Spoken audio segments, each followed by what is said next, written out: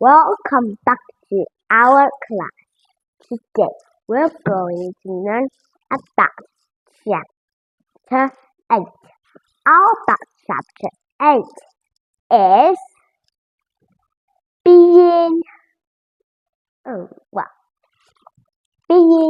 smarty. So there were two parts of Chapter 8, and today we're going to learn about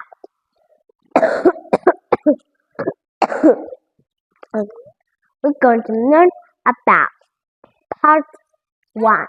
Part 1 is all about bombs, times, and railroads. It is 1645, and the people are sitting on the train nose to nose. Nose to nose? Okay, that's very weird. And then they are not worried about the two trains crash because there are two trains coming. One from the west, one from the north. Look, and these two trains are called. They are not the same. Look, the first train is called Jupiter. Okay, the second one is called 180 train. This is the second train, the north train. So as they trickle along, they stop each other from head to head, train's head, at a blank of the trail, and in that gap, two train officials are here to help. They fixed a wooden truck onto it, and then by 4 spikes, they began to put the spikes into the holes that had been nailed by the train, by others that have made the wood. So they use a special gold and silver hammer and try to knock it in. The first one knocked it in, but that cannot hold the weight of an entire train, right? So they took the piece out, replaced it with a metal one, and then take the knots out. So they put them into the museum to show everybody else. A new iron track was put in the gap instead.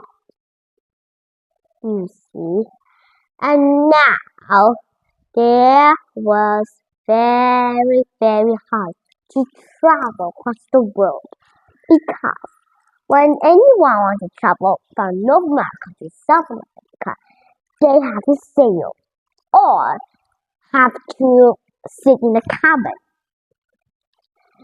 And it can take years, and it can take days, months, or even years of trying to get from North America to South America by sailing on a steamship.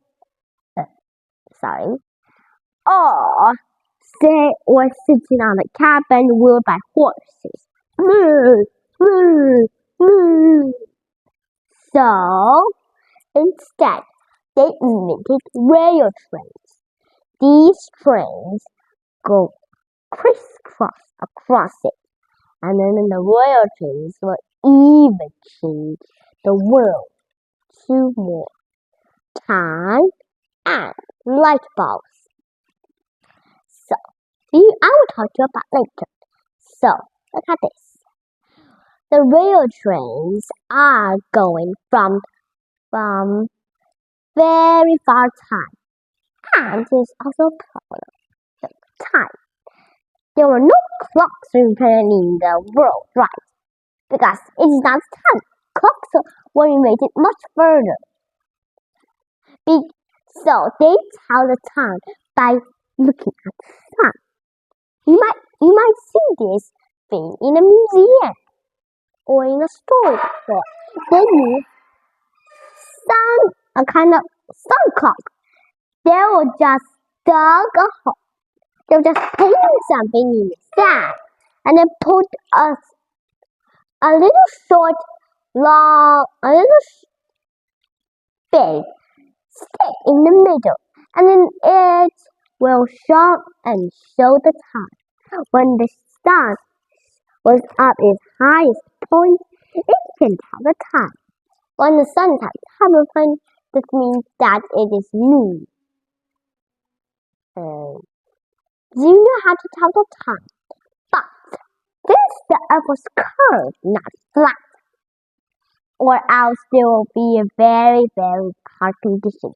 You might all go and stuck into the middle of the earth if the earth is flat. So, look at it. So, they cannot tell the time easily. If today at the sun's highest point is noon, then it will be almost to noon if we go a little western about that place. And to the south, it will be 8 o'clock. To the west, it will be 8 o'clock 40 minutes or 8 o'clock 47 minutes. So, how can trains tell the passengers when they will reach their place? This is the problem, right? So, a man tried to separate this, and he was an engineer. He was not an other engineer. He was just a train engineer. So he thinks if we split this clock into 24 separate zones called time zones, and they will set clocks on the same time. So they set clocks at the same time, and now at noon, each separate place in America will each say it is noon time. Now it's time 8 o'clock. No, it is 9 o'clock. No, it is 10 o'clock. No, and blah blah blah blah blah. Instead of that mess. So now clocks are intact and all good. But after the clock done, what about the lights, right? People are looking forward to light up their buildings because that's fun. You cannot walk in a deep dark building without lights. You might just walk like in the dark. You cannot see anything. You might bump someone and you might trip over something, right? So, a scientist named Giovanni decided to solve this problem. He and his lab team are always trying to solve it. He and others always like to burn the wood. Many different kinds of wood, like charcoal wood, thanks. No thanks, or even Canada wood. So they will all light up different kinds of wood and measure how long they will last. And then another one, he always with another kind of wood called the wind. And this will light up and have a light bulb around it, so that no oxygen can go inside it. So if no oxygen can go inside it can always light up with power. When oxygen comes, it will just like this. Run out. So He also tried to look things that are more and much more lasted longer. He looked at life that can last up to 1,500 hours.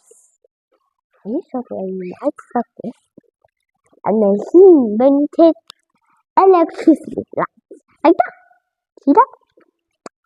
So many people can use lights in all over the buildings. But first, they doesn't use the lights because they thought if they use it, then when they come to the house, the lights will just run out with a little bomb like that.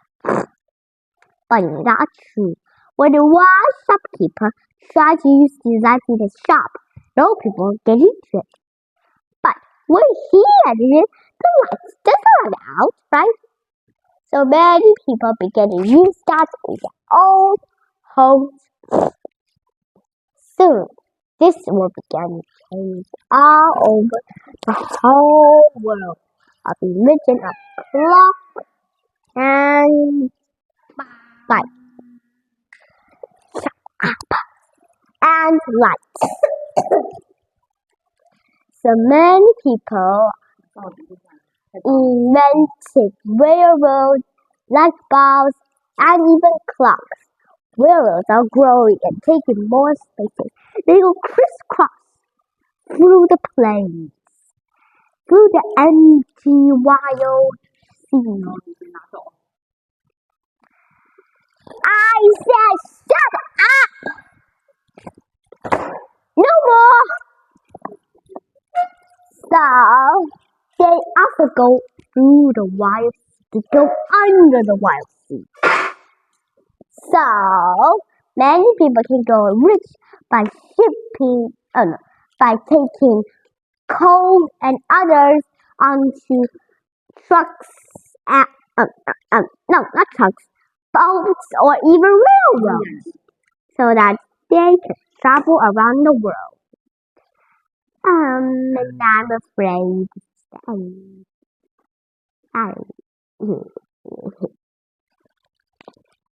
So I'll see you next time on part 2. Bye bye.